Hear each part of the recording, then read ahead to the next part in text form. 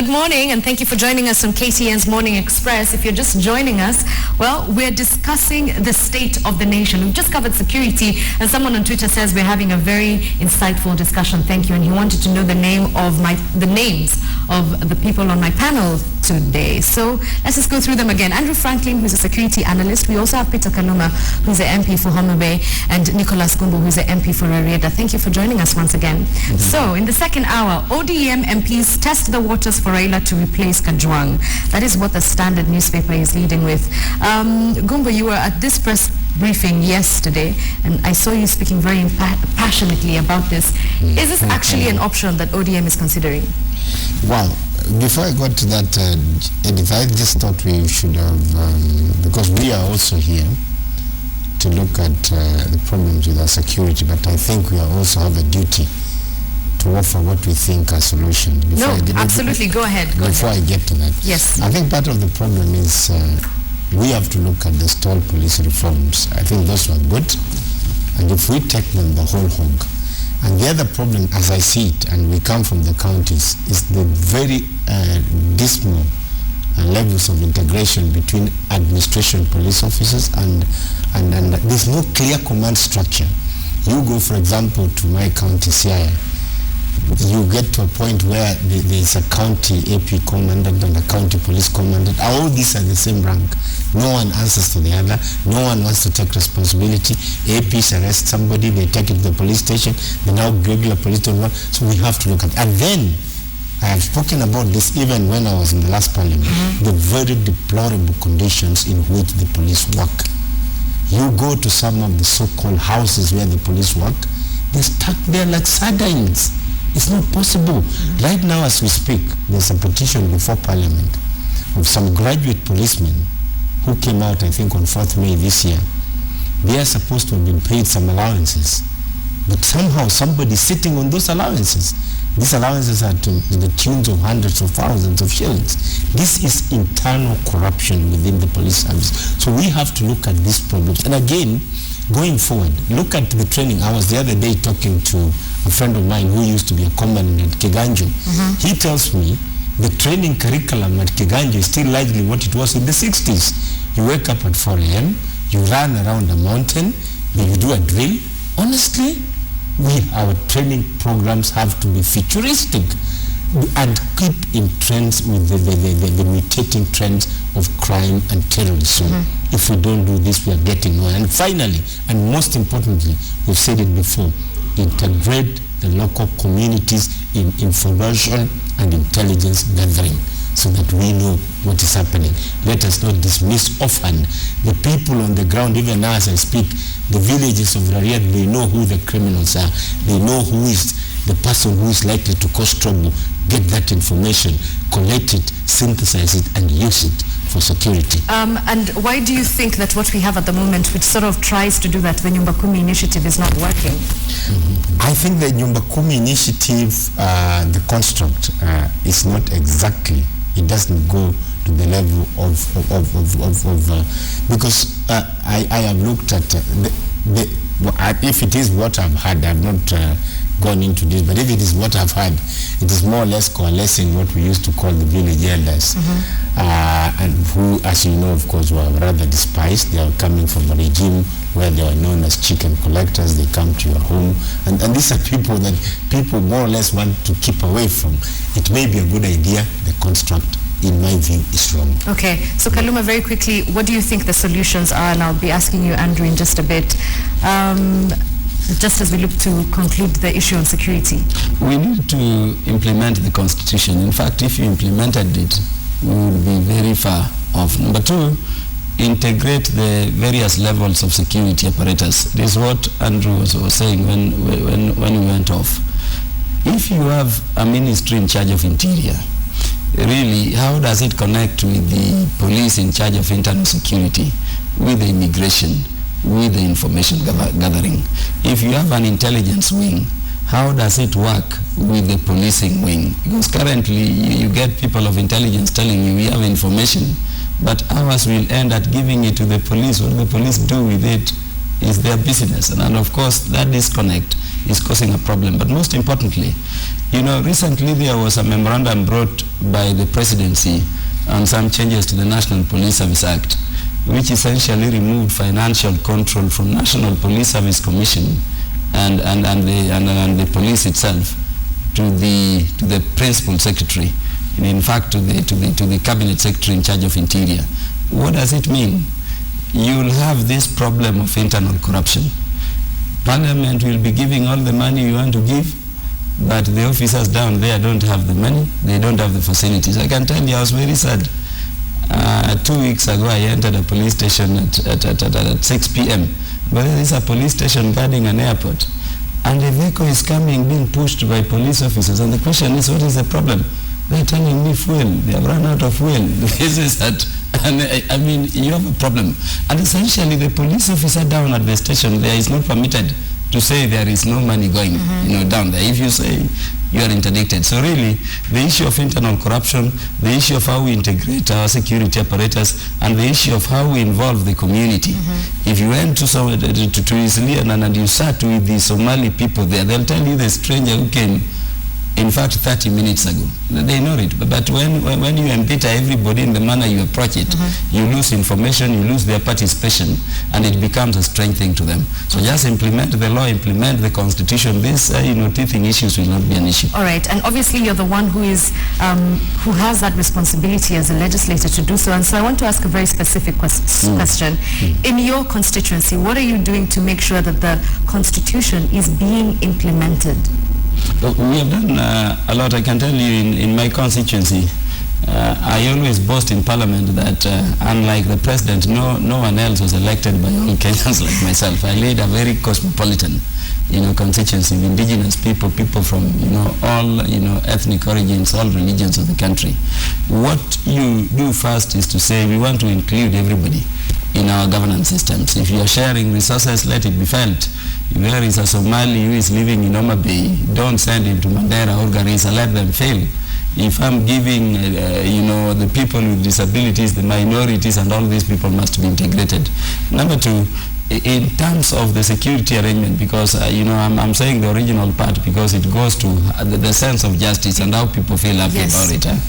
You tell the people, remember we had a case where a chief was attacked and the arm was cut. I can tell you, the whole constituency did not sleep, but in 30 minutes, the people were arrested and the police, and handed over to the police who are still running around. We told them, we've arrested them. You get people involved.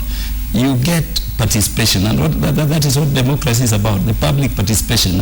You tell people you own this thing, let us do it together and really let us move. But most importantly, in my constituency, one thing people have been crying about our leadership is lack of integrity and leadership. I think I'm one MP who has something called a constituency accountability day each year, where we sit down with the people and we analyze what resources did we get, how did we apply them, is it in the manner you want, and what changes do you want going into the future, what resources are we implementing, and you involve the local communities in implementing the resources. I mean the projects. You don't go there saying I want to do this, but you let them do it, as you of course oversight, and it has worked very well. Okay. So I'm happy with what we are doing, and I think we should replicate it across the country. All right, I think we should ask the constituents of other constituencies as well. Andrew, 3 decades in the country, you've been watching how security in this country has been dealt with. You have massive experience in the field of security. What do you think can be done to remedy? Well, in the very short term, if we look at what caused this discussion to begin, we've had significant deaths caused by Al-Shabaab. We have a significantly under-strength National Police Service. Obviously, I'm not going to say again we need to implement the law. Let's do it. The Kenya Defense Forces are now all over the country operating domestically, which is in fact a constitutional problem, and it degrades their combat power, it degrades their discipline to try to make them police. In the very short term, though, we need to reevaluate the Kenya Defense Force commitment in AMISOM. Whether it is in the national interest of this country to remain either in AMISOM or to keep 4,000 troops in Somalia. We can withdraw them physically from Somalia, remaining in AMISOM, and renegotiate our commitments so that the Kenya Defense Forces can use their air, their air support, which they're not able to really use within AMISOM now, their maritime assets, and actually reconstitute their units, which are now strung out all throughout Sector 2, back into a purpose-built multi-agency combat base outside of Wajir, where they can then strike out across the borders, where they can actually man the borders using their superior mobility. They have the six-wheeled armored personnel carrier we saw at Westgate. They have sufficient combat power. They have the training to use close air support. They have air cavalry, legitimate. It's not a joke, and they can disrupt Al-Shabaab activities. They can continue training the Ras Kamboni Brigade or the security forces in Jubaland, but we don't have to have troops sitting in static, fixed positions, 6 bases, reporting to the force commander in Mogadishu. Because make no mistake about it, AMISOM's mission is to support the government in Mogadishu. It is not to protect the border with Kenya. Yeah. Just as with the Ethiopians, we're now blaming the Ethiopians for not protecting our border with Mandara. Well, the Ethiopian troops, notionally, when they re-had they take orders from the force commander in Mogadishu. Let's pretend that they do. They protect their borders. Those Ethiopian troops protect their borders, I can guarantee that. Now, they found it politically suitable to join AMISOM. We're in AMISOM, and those guys are lost to us. They're not even really in our chain of command any longer. Okay. So that it's for them. So the government of Kenya this is a sovereign country. Fair enough. Needs to look out for itself in this region. We live in a bad neighborhood, and the question is, do we have enough troops that we can afford to keep 4,000 across the border out of our Kenya Defense Forces command structure, essentially not even answerable to the commander-in-chief any longer? Okay, so we've had those solutions, or at least the proposed solutions from the three of you. So can we now move to the issue that Gumbo very nicely tried to duck a couple of minutes ago? I didn't. I protest. I didn't duck anything.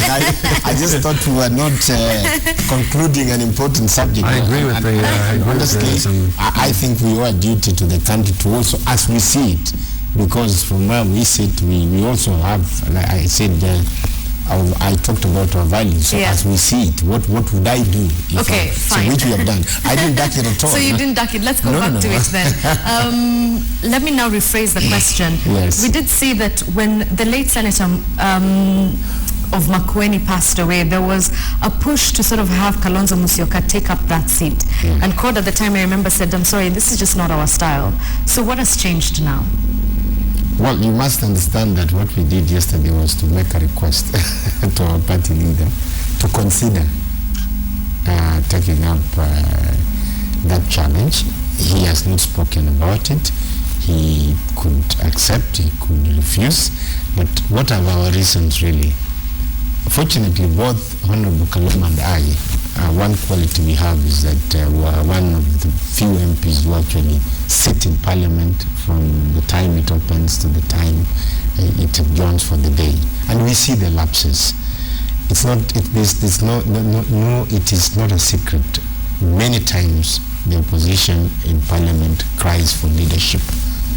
It is something we have spoken about, and it is something that we feel needs to be cured, because you see some issues come up where what you need is not really the numbers, but somebody who can lead you to battle in a structured manner so that you take the issue forward. Because we are the opposition, we have to keep the government in check.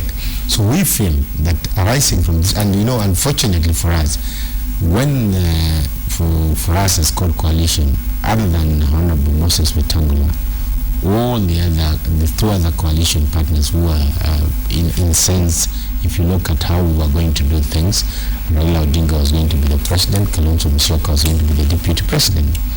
In a sense then, the people we had intended to lead the country are currently outside Parliament, and it really, sometimes we get lost. That is the truth of the matter. And we are saying that now that we are almost reaching midterm, is it possible on an interim basis? I know a lot of people have spoken about it, saying, but until lowering the stature of the Prime Minister. For me, no. Service being called to serve can never be a lowering of stature. Before we even get to lowering of stature, Kaluma, there are people who are saying that the two of you here actually are quite close to the former Prime Minister, and therefore you must have whispered to him before you went out and had a press briefing. Does he really not know? Has he really not considered this option? Well, we said we will approach him. We are yet to approach him.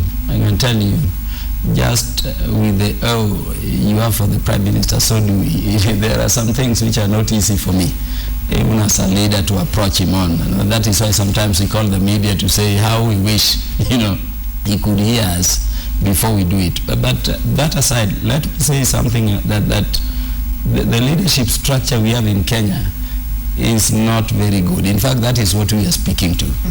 If you look at the system we had previously and the system in most developed, democracies, you saw Honorable Gumbo saying, asking the question, where is Gordon Brown as a Prime Minister, immediate former Prime Minister in the United Kingdom, in Great Britain? Is now in the House of Commons. Right. We are here talking about what role is Parliament playing in our security governance. And by the way, you cannot how much time you are giving us as MPs, and even the fact that we are two against a single expert. It reckons with the fact that, Parliament in particular has a great role to play in the leadership and then really the governance of a country. Now, how do we have a situation where a person who has wealth of knowledge and experience, like Prime Minister Raila Odinga, like Vice President Kalonzo Musyoka, upon not, taking power, must be in the peripheries, in the cold there, as if he has nothing else to offer this country. And that is why in most developed countries you have a situation where you can go for the uppermost stab, but really you land somewhere where your ideas can continue to move for the country. Okay. I come from Homa Bay County, and I can tell you what we were speaking to was a matter of principle. Because locally, people will be saying, we have our local sons and men, but we are asking, what value, what role does the institution of the Senate, serve? And from who can we get, this kind of leadership for the entire country, not the people of Homa Bay, going into the future? And of course, I've been seeing Twitters, I've been seeing Facebook. They are saying, this is terrible. How can you lower the stature of the Prime Minister? They are saying, it is service. We have a very humble Prime Minister who has said times without number that he can be anything, including selling mandazis for the sake of the country. All right, but Andrew, before I get to you, because I also want your opinion on this issue, Gumbo, let me come back to you. There are those who are also saying that the court leader needs to back down, that he needs to give room for other younger, more vibrant leaders to take this position. And we've had this argument before on numerous occasions. What do you say to them? Well, I do not know why they would say that. Look at Kenya even from the very beginning, when the nation state that is Kenya was born. How was it born?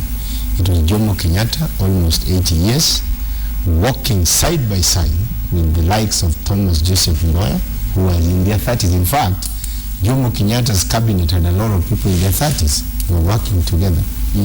But they recognized that Jomo Kenyatta, old as he was, had something that they did not have.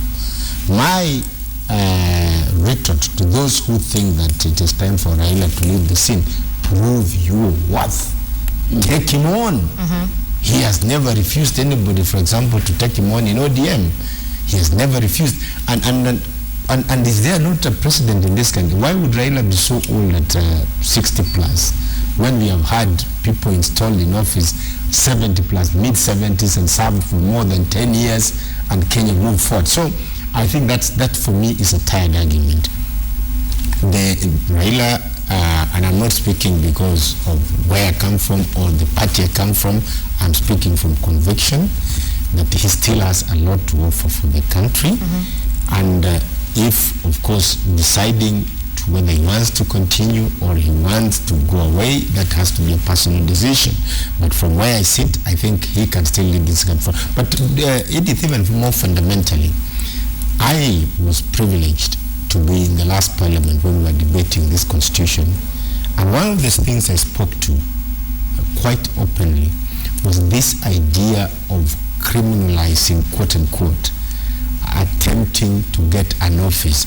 You see, the constitution that we have now, it is in a way constructed to if you like, bring a level of polarization. Why do I say this? What would be so wrong, for example, in somebody running for the office of the president, but even if he doesn't get it, he still gets, like Honorable Kaluma said, an opportunity to serve. And this is not even unique to Kenya, by the way.